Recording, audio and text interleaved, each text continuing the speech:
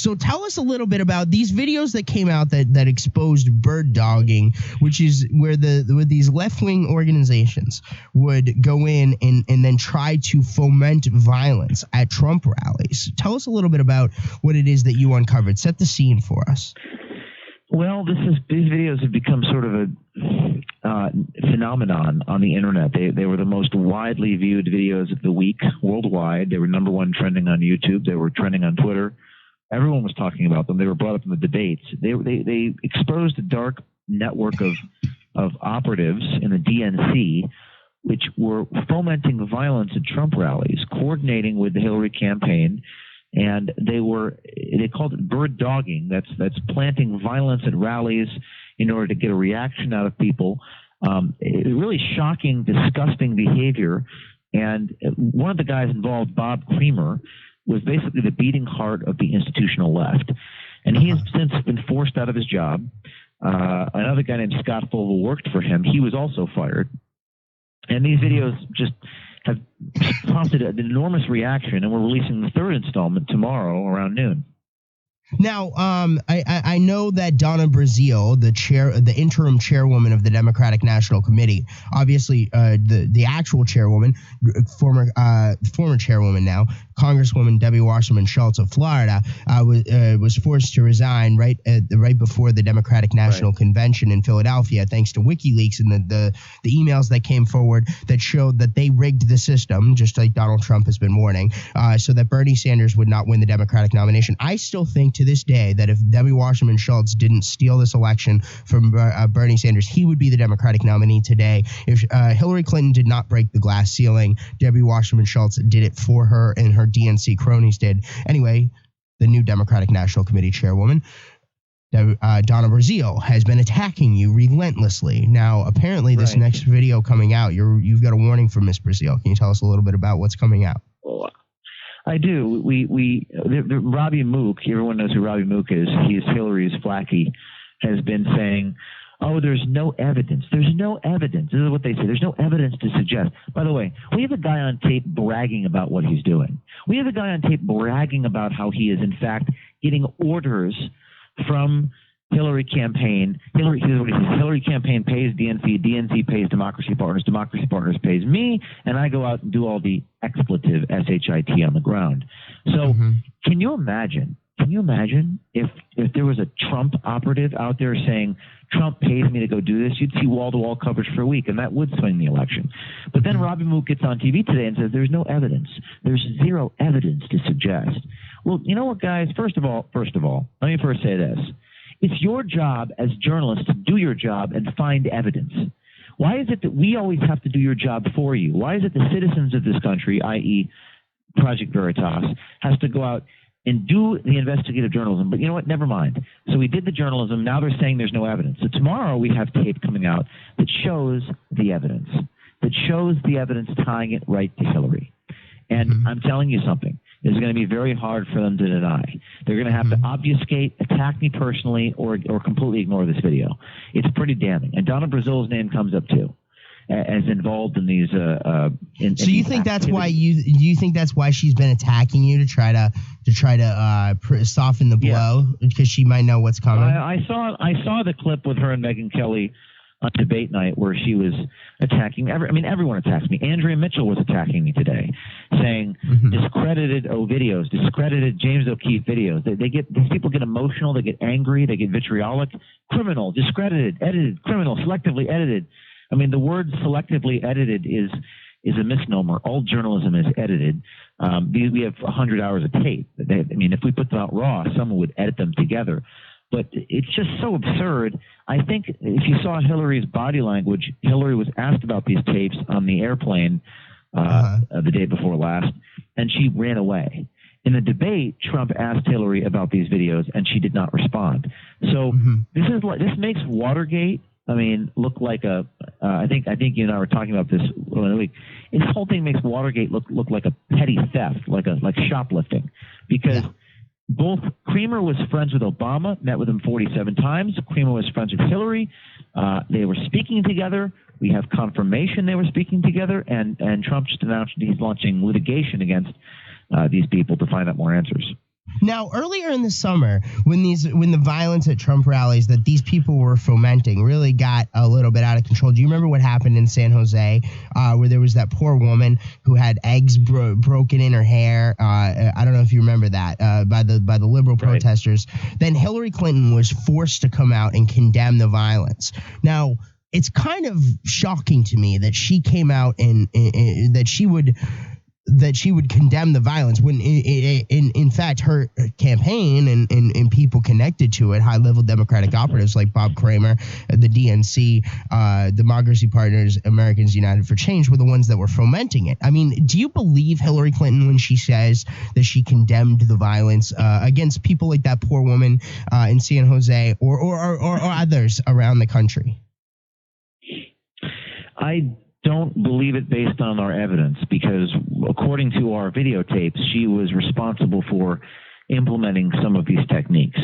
I think it's about what's amazing to me about this whole thing is, as a journalist who's exposed it, is watching how they deny everything. Deny.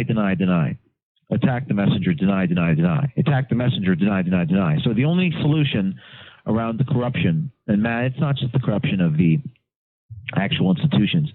The real corruption is in the media, because for 1 week we listened to some tape of Trump on a hot mic making some sexual comments, which we were told is smoking gun evidence that he's done the things that he's sort of braggadociously, going on and on about.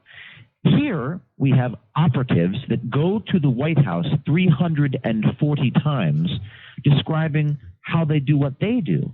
Quote, "We don't care about the law. We got to win this mother effer," unquote. Quote, Hillary pays the DNC pays these guys pays us, and we go out there and we foment violence, unquote.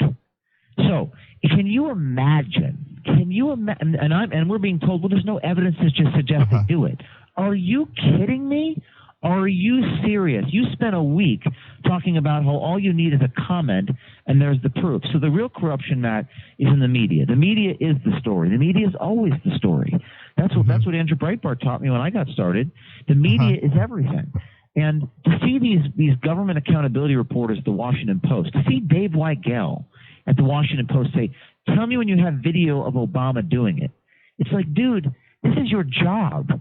Like, what is wrong with you people? I mean, that's, to me, half of the battle here, because I have no allies in the media here. I am going to Twitter, and by the way, thank you to everyone listening, because you guys put the story out there. I appreciate it. So I think tomorrow we'll answer a lot of questions when we put out these next tapes, and we'll have Robbie Mook in a lie, we'll have Donna Brazile in a lie, and hopefully we'll get Hillary Clinton to react.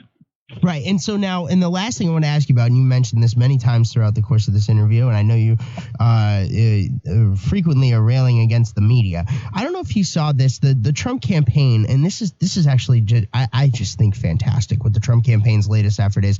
We're going to have Peter Navarro from the Trump campaign on later tonight to talk about this, so make sure that everybody stays tuned in to this. But the new effort of the Trump campaign, one of the things they're zoning in on, is busting up these trust-like conglomerates in the media. Basically, what you have is these, just a handful of companies and all of these like super connected elite executives that basically run almost 80 to 90% of our entire media operation out there. There's a handful of organizations like yours, Project Veritas, Eyes here at Breitbart, and a few others out there that are standing up to the mainstream media and going out there and trying to fill the gap and do the work that they aren't doing.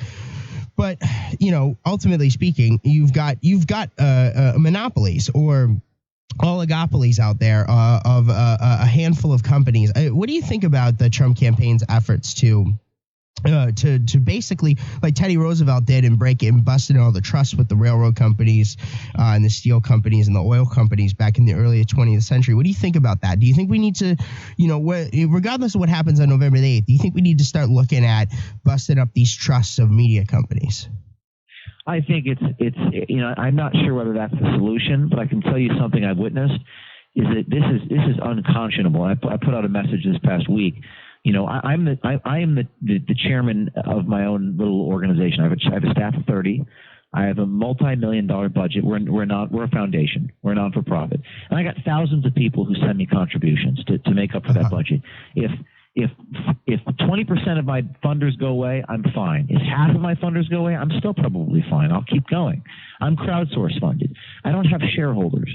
Well, what I'm learning is that these other media companies out there are seriously compromised. Matt, this may or may not shock your audience. But what I learned this past week was that these media corporations, some of whom are not all bad, by the way. I mean, not all media is bad. There are some good people in media who care about the truth. They were unwilling to report these stories because of fear of retaliation from a future Clinton Department of Justice. I kid you not.